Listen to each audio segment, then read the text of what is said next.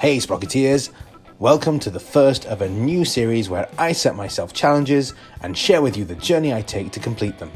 Along the way, hopefully you and I will both learn a little more about the art of Sprocket Science. Now, British tank design, as you know, was characterised in the 30s and 40s by the cruiser tank and infantry tank doctrine, supplemented by tiny whizzy light tanks. Infantry tanks were slow, heavy, and nearly impenetrable. Cruiser tanks were lighter, faster, but less well armoured, and the light tanks were even faster, even lighter, and barely armoured at all. What the British did not do is produce a well-rounded medium tank, except maybe the Comet, but that was still technically a cruiser. A jack-of-all-trades just doesn't seem to be the British way. We despise the safe and ordinary, in favour of the eccentric and quirky at seemingly every turn, and tank design was, and in many ways is, no exception. In particular, the design of our vehicles, whether they be military or otherwise, seems to take an all-or-nothing approach. Either our cars are big, heavy and very luxurious, or very small, very cheap and very light. They are either rugged, tough, and made for extreme conditions, or fragile, highly strung, and made for extreme performance. Things that try to tread the middle ground tend to die out ahead of their time, because other countries are just better at doing that than we are. It should come as no surprise to us then, that the slowest and most heavily armoured MBT in the world, and the fastest light tank in the world, once coexisted in perhaps the only place they could, the British Army. Today, we're going to focus on one end of this dichotomy, the lightweight end. A British race car engineer by the name of Colin Chapman once had the motto, simplify, then add lightness. That man went on to found Lotus, the British car manufacturer renowned for its ultralight sports cars, in which almost everything was sacrificed on the altar of weight reduction, resulting in truly unique driving machines that could in many cases simply run rings around other cars, even ones with multiple times their horsepower under the bonnet. It should be no secret to anyone that in any vehicle operating in an environment, where gravity is a key player, i.e. on Earth, weight reduction is desirable. Better acceleration, better top speed, more manoeuvrability, improved fuel efficiency, these are just some of the many benefits of shedding weight on anything with an engine. Naturally then, this principle also applies to the tank. So what if we were to apply Mr. Chapman's mantra to tank design? What would the Lotus of tanks look like? Just how light can you make a fully functioning tank in this game we call Sprocket? It's time to find out. It is time for the quest for the 1-ton tank. I embarked upon the quest with trepidation in my heart, for I had never built a 1-ton tank before. That's right, this challenge was untested before this attempt. I had no way of knowing if it was even possible to build a fully functional 1-ton tank in Sprocket, let alone if I had the skills to do so. For the purposes of this challenge, I defined fully functional as having at least 2 sets of rolled wheels on each side, a turret, and a cannon, as machine gun turrets neither functioned nor had weight in the game at this time. Facing down the very real possibility of failure, I began my quest by ensuring I was working in the late war era. I would need its favourable multipliers if I was to have any chance of succeeding. With the odds as in my favour as ever they could be, I steeled myself with the words of E.F. Schumacher. Any intelligent fool can make things bigger, more complex and more violent. It takes a touch of genius and a lot of courage to move in the opposite direction. The next logical course of action was, of course, to cheat. Well, it's rather more of an exploit. You see, if you reset the base vehicle, you somehow lose over a ton in weight. It's a mystery, but I needed all the help I could get, so I did it. The first proper step of the weight reduction process, as many of you might have guessed, was to switch to freeform mode, select the whole hull with the A hotkey, and then reduce the armour thickness to the minimum on all hull plates at once. There was no way a 1-ton tank would ever have enough armour to bounce anything, anyway. In the quest for the 1-ton tank, the words "less is more" have never been more appropriate. Already the initial weight of 10.2 tons was down to just 7.45, a good start.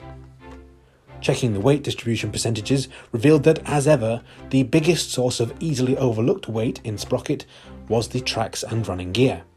It was time to start minimizing them, so I reduced the width and thickness of the tracks to the bare minimum. This saved around 3/4 of a ton, but would leave the tank impoverished in terms of traction. I comforted it with the words of Seneca: "It is not the man who has too little, but the man who craves more that is poor." And then I moved on. Further reduction of the running gear was achieved by minimizing the size and width of the idler, reducing it to 1 wheel per axle, minimizing the size of the sprocket, the width of the road wheels, and making the return rollers as light as possible by also minimizing their diameter and width and reducing them to a single wheel per axle. There was also merit in maximizing the spacing of the return rollers to force there to be as few as possible.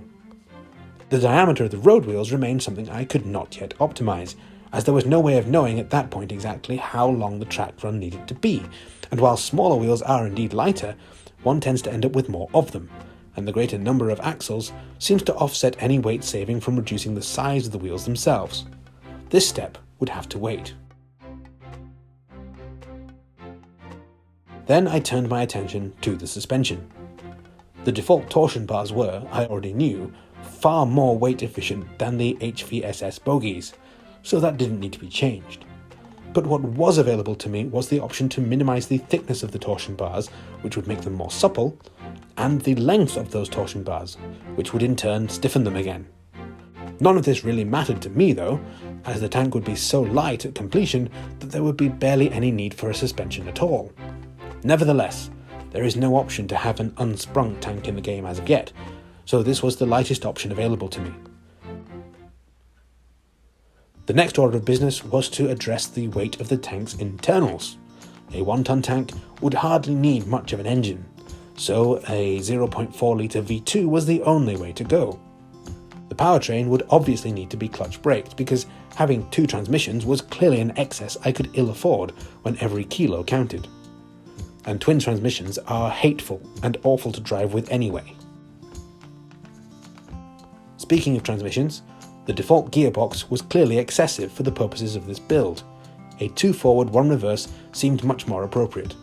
I toyed with the idea of just having direct drive forward and reverse, but this engine is so feeble I had my doubts as to whether that would be able to even get moving. As Einstein once put it, make things as simple as possible, but no simpler. Fuel was the next excess to give way to asceticism. An engine this frugal in a tank so light will go far on only the smallest fuel tank. I elected for 50 litres for now. That about concluded the options available to me in the mobility tab for the time being, so I turned my hatchet to the firepower tab instead. It was inevitable that I would need only the smallest and lightest shells available in the game for a 1-ton tank to work. For now, I left 30 of these shells in the hull. I hadn't decided at that point what I considered to be the minimum amount of ammunition, and I remained hopeful that some spare ammo could be stored in the hull. Spoiler alert, I was wrong! Next on the chopping block was that most wasteful and polluting part of any tank, the crew. Sadly, Sprocket dictates that 2 crew members are requisite in order to have a turreted vehicle, as the driver must be situated in the hull. This mandated a minimum of 1.2 cubic meters of space for crew accommodation across the whole vehicle. People do in fact weigh something in this game, so kicking out the excess crewmen did shave off a small amount of weight. But really this step was of course to lay the foundations for the most critical step of reducing the hull size. It then occurred to me, however, that one can scale the size of the suspension in the game these days. But alas, this proved to have no impact on weight or internal space, so was of no help to me. Still, with the required internal space now much reduced, the time had finally come to cut down the size of the hull. From a starting point of 10.2 tons, I was feeling positive that the weight of the vehicle was already down to 3.46 tons before even resizing the hull. My confidence was misplaced, however.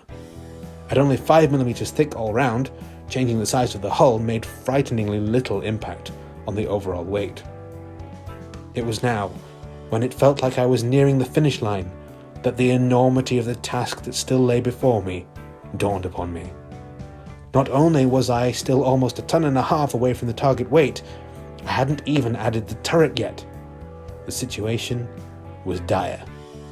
This challenge was going to be much harder than I thought. I did some experimentation and discovered that scaling the hull vertically provides far more internal space per kilo than making it wider or longer. So it was that I adopted this K-car lookalike box shape for my hull. As you can see, I also reduced the length of my tracks right down, along with the hull, and finally minimized the size of the road wheels. 1.38 tons before adding the turret. This was far more weight than I wanted to have at this point. Still, a turret must be added, I told myself. That was the rule I had chosen to work by. Perhaps I would yet find a way to shed further weight from the vehicle. The default freeform turret dwarfed the hull. So did the gun until I minimized the barrel and barrel thickness.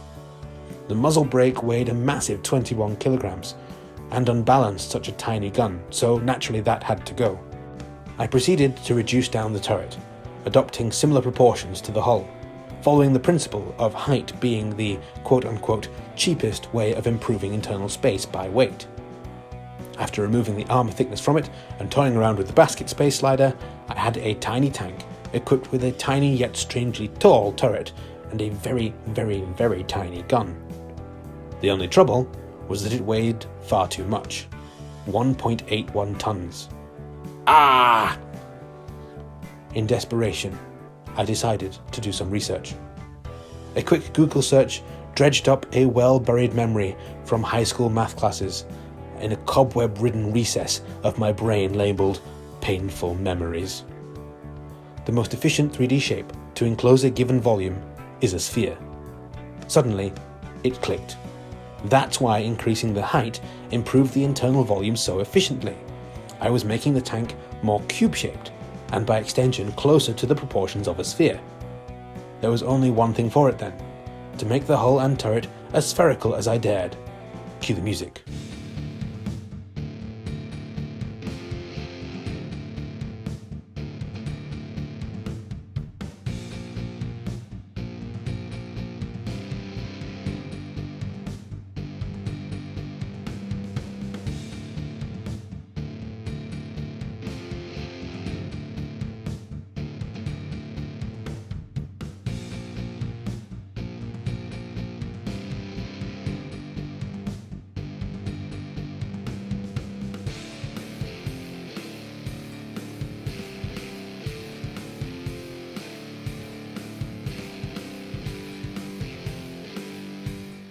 Regrettably, this didn't prove to be the game changer that I had hoped. Still, it did remind me to remove the ammo from the hull, which I clearly couldn't afford to have there, and put it in the turret instead. And to minimise the gun motor, which freed up a considerable amount of internal space and cut the weight down by another 90 kilos to boot. Making the turret hand-cranked was the most space and weight-efficient way to traverse the turret, of course, and with all that done, the situation was looking somewhat brighter. 1.6 tons with 0.24 cubic meters of space to spare, allowing me to shrink the turret down just a touch more. At 5.6 tons, I had just one more trick up my sleeve. By maxing out the smoothing angle on the hull, I was able to save a whopping 0.03 tons. Oh bugger. At 1.53 tons, and very much scraping the barrel now, I elected to cut fuel to only 25 litres. This freed up just the tiniest amount of internal space, which I could use to shrink the hull and turret by a fraction more. And then, it happened. Without much fanfare, or in fact the interest or attention of anyone else on the planet, the weight dropped below 1.5 tons. This is not 1 ton, to be sure, but it is highly significant because 1.49 tons legitimately rounds down to 1 ton. The tank had officially entered the 1 ton tank bracket. The only thing I could think of to reduce the weight even further was to shorten the track run even more. 2 tiny road wheels per side would have to do. This made a considerable impact on the weight, bringing it down to just 1.39 tons. But that was it. I was all out of options and ideas, with nothing left to do but to put the necessary viewports on and a truly massive looking commander's cupola and take it out for a test drive.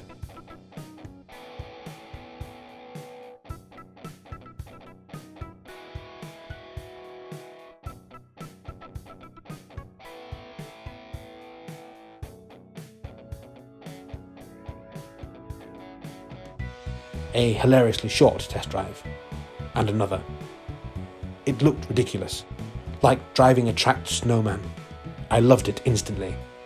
Limited as it was in capability, it was nevertheless utterly charming, and nearly impossible to control due to the extremely short track length. At least it was officially closer to 1 ton than any other number of tons, and it did have a rotating turret. I tried to persuade myself that this was a victory.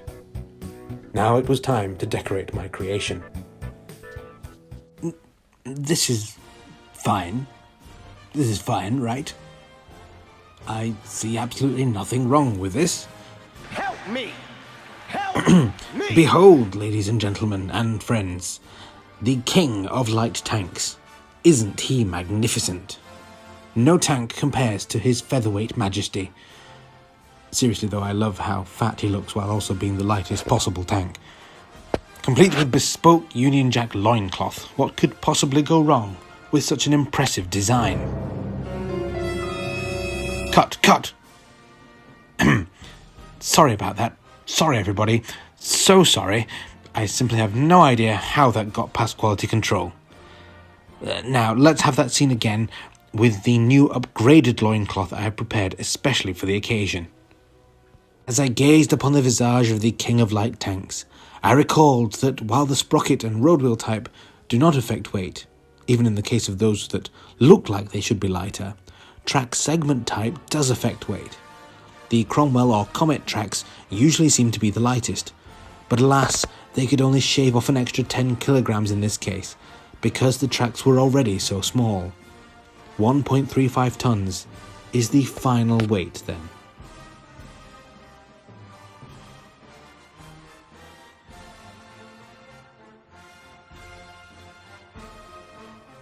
As I drove around in this majestic machine, I reflected upon my quest.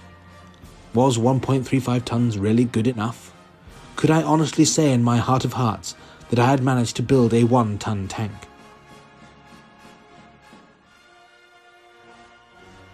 As I watched the King of Light tank sneeze, I realized that no, I was not satisfied. Achieving a vehicle weight of just 1 ton was now more important to me than the principles of a fully functional tank that I had set out at the beginning. I realized I had gone beyond minimalism and instead fallen afoul, yet again, of the insatiable need for more. But now it was not for more stuff, but for more lightness. And yet, I no longer cared. Off with his head. The turret would have to go. It was time to build the 1-ton tank destroyer.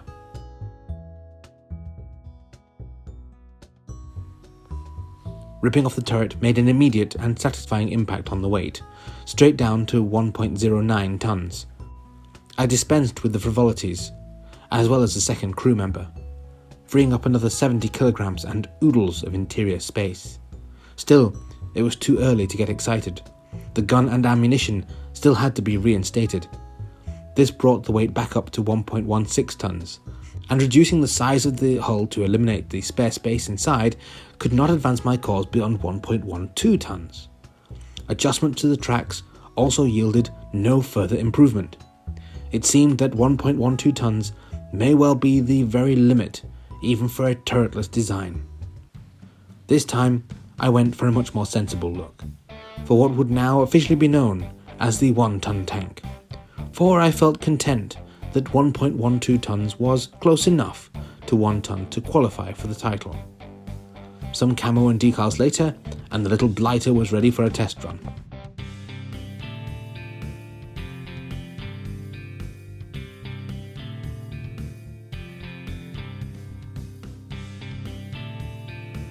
hampered somewhat by a 7-second reload on a 20mm gun, and the total inability to cross trenches, clear bumps, climb hills, turn reliably, or even, well, stop properly, you couldn't exactly call the 1-ton tank a successful design. But it was hilarious to drive. It was truly tiny, as seen compared to this great lumbering lump. It was also completely incapable of penetrating the armour anywhere on the Panther. Meanwhile, the Panther could have deleted such a small tank with a single shell, but only if it could hit the 1-ton tank, which was so small it could hide under the Panther's gun depression arc quite happily all day long. You just have to hope that it didn't get run over while doing this. Thus did the quest for the 1-ton tank draw to a close, or so I thought. Yet all that night I tossed and I turned, and I could not sleep, for that 0.12 tons over 1 ton did bug me so mercilessly all night long. By the morning, I had a few ideas. Behold then, the 1-ton tank Mark II, which does truly weigh 1 ton exactly. Endgame super secrets included the removal of another set of road wheels to just have one set each side and the drive sprocket touching the ground for stability. This severely negatively impacts performance, but did do most of the work in terms of reducing the weight even further. The remaining few kilos were saved by emptying the internal fuel tanks and using an external one. For some reason, at the time of making this video, external fuel weighs less than internal fuel. Riddle me that one.